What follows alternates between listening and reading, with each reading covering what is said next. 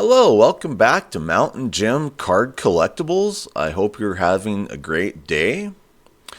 So, I've been keeping an eye on a few cards that, are big cards for 2025.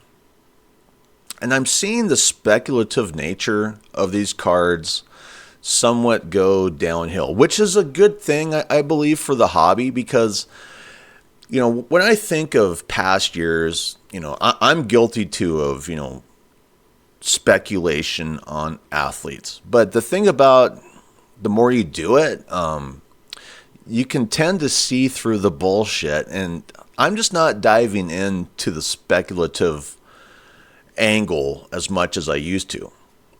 And I feel like others aren't as well. And I'm not sure if we're just getting so many athletes with so many different names out there, so many faces at this point. A lot of these players aren't standing out like they used to for one reason or another.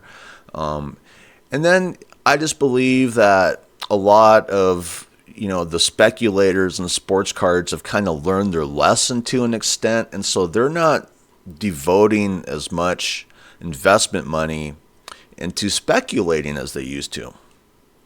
And I know a lot of sports card channels on YouTube will not ever talk about that, because so much of their channel is based on, these speculative cards, a lot of pro Fanatics channels, whatever, they're always hyping this stuff up, But, if you collect cards, you probably see through it as well.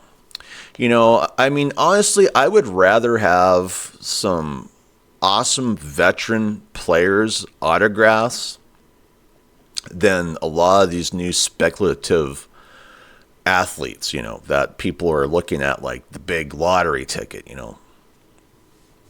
And that takes me to Nick Kurtz. Nick Kurtz was really a big chase in 2025 Topps baseball products, not just Topps baseball products, but all the baseball products overall. He was the big chase. He's the best one to speculate on for the most part for baseball. And so, we can go over some of his stats because he's a fairly awesome player for the most part. In the standout 2025 MLB rookie season with the Oakland Athletics, first baseman Nick Kurtz posted impressive stats, finishing with a .290 batting average, 36 home runs, 86 RBIs, and a 1.002 OPS in 117 games, leading to him winning the AL Rookie of the Year award. He also tallied 90 runs and 26 doubles, showcasing significant power and plate presence. We can see his stats right there. He's a fairly good player, honestly. And so I was kind of surprised that, people are just kind of looking at him now, kind of a meh, And that's the dangerous nature of speculative players, speculative cards, because what I've noticed is all the hype's there, and even the players living up to it for the most part. Nick Kurtz did a good job, but people are moving on, It's time to chase the next big speculative card, and right now that's Cooper Flag. And I just look at the Cooper Flag card like I look at so many other speculative cards, People are going to turn their backs on it before you know it, for one reason or another. Now, what comes to mind with Cooper Flag, obviously, because, I paid for it overall, would be, Zion Williamson. He comes to mind, Ja Morant, and there was so much hype built up around, those players, and I, bought into them quite a bit. Fortunately, I got rid of all their rookie cards and, most of the other products I have for them. I have a few, like Funko Pops, unfortunately, for like Zion and Ja, and so I still have a little bit of their product, but that's the danger of these speculative athletes is, yeah, everyone's jumping into the pool one minute. The next minute, everybody is leaving the pool party. You know what I mean? And then you're stuck there holding the bag of a bunch of product that nobody gives a damn about, you know. And so when I see, you know, this big RDPA only going for $312,000, is sports card speculating dying to an extent? You wouldn't know that with the Cooper flag, but, you know, this is really a big deal here. And, you know, this is, like Michael Rubin says, this is his greatest invention for the hobby, are these MLB debut patch cards, you know, these RDPAs, you know. I like them too, you know, for the most part. I mean, hey, they're nice cards, you know, for a player. It'd be awesome to have one. You know, and the way that they shill out these RDPAs, I mean, if they're players that aren't very popular, apparently they just put them in the boxes. But if they're big players, then you have to get a redemption, obviously, you know. So that's how they're doing it. So if you just pull an RDPA out of the box, you know it's a no-name player, unfortunately. But all the gamblers, all the speculation, you know, that we saw with Paul Skenes, you know, and Dick's buying that card, you know. It's just not sinking in with Nick Kurtz for one reason or another. And he's a great player. I mean, he's a great hitter. He could go very far in this league. So why are people, you know, kind of turning their backs on this player? And I honestly don't know if it's the player or if it's just speculation in general. So this comes from Best Cards Ever. It's just 20 hours ago. The Nick Kurtz MLB debut patch auto 1 of 1 is already seen at $312,000, buyer's premium included. With 7 days still left, it's now the second most expensive MLB debut patch of all time. Yeah, and hey, you know, that's pretty awesome. You know, hey, it's the second biggest. You know, but let's face it, it's very far behind Paul Skenes. So let's see what people are saying. Baseball is a weird sport. Gary Vee said it once. A top 10 baseball player could walk down the street in a typical city and no one would know who he is. Yeah, that's the issue with baseball, is there's just so many faces, you know, that go along with baseball, to where, you know, people are just kind of going meh for this card for one reason or another. Even though it's the second highest, you know, selling RDPA on the market, it's just kind of like meh. Was it expected to go this high? Congrats to the current owner. Well, that's just it. Is it a congrats to the current owner? Because it's very possible that whoever purchases this card could end up losing. Because that's kind of the nature of a lot of these speculative cards. So let's just keep cruising down here. And that's what gets me is, you know, you would think there would be more comments for this card. You know, because it was such a big chase, you know. People are just kind of looking at this like, who cares, you know, moving on. Nothing to see here. So here's a post. Like it says here, the Nick Kurtz MLB debut patch auto is up for auction with Fanatics Collect, and bids are currently $130,000. Do you think it goes much higher? 13 days left. I don't understand why everyone is all up in this guy's business. He's not that great of a player. He had one really awesome home run last year, and that somehow makes him Rookie of the Year. And that's just it, you know. I mean, yeah, he didn't win the World Series. Yeah, he's not as big as Paul Skenes, you know. Yeah, he's a big chase, but still a lot of people are seeing through the stuff anymore, you know. I mean, Topps, Fanatics can hype it up all they want, but if your public isn't too excited for one reason or another, this Nick Kurtz card, you know, could go for a lot less than people expect. So Fanatics makes the card, packages the card, sells the card to a breaker. Breaker sells the card. Card goes to auction so Fanatics can sell it again. Insane. Yep. And I think people are just getting exhausted, you know, with this issue with Fanatics making all this money from their breakers, and then they get sold on their platform, and they're just trying to hog all the profits for themselves. And you know, that's the issue with this hobby, is it used to be more for, the people who are taking part in the hobby rather than the corporation who is shilling the stuff out, trying to hog all that money for themselves. And I believe that that's going to destroy this hobby. I really do.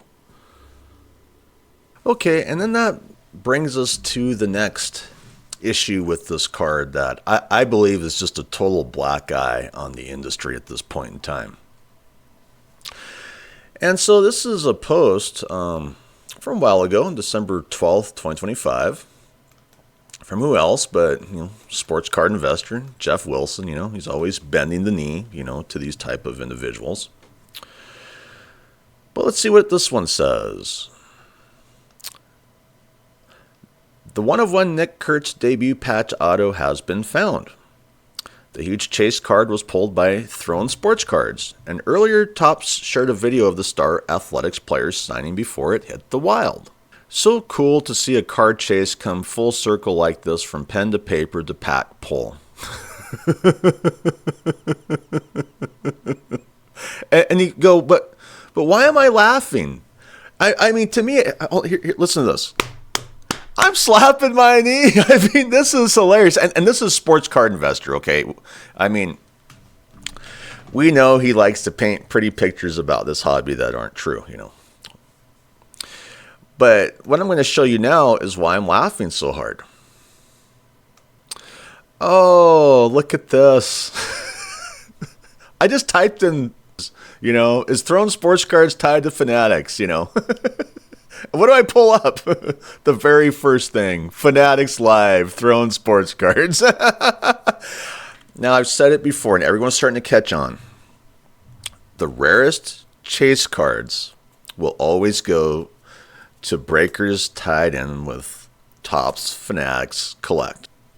I know a sports card investor kind of like to pretend that, this was like a collector who pulled the card. No, that never happens these days, You can go ahead and click that and see what it says here.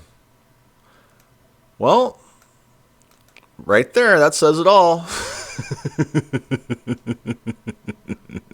And that's why I feel like Topps Fanatics needs to get their licensing pulled. The government needs to get involved, with this in-house gambling and winnings issue, because it really is ugly when you get into it. Okay, so before I end this episode, I want to go over, some recent sales prices on eBay for, Nick Kurtz rookie autograph cards, because, we sit there and we see such a, big price, on his RDPA. You would think that would translate over, onto eBay, for, his autograph rookie card sales.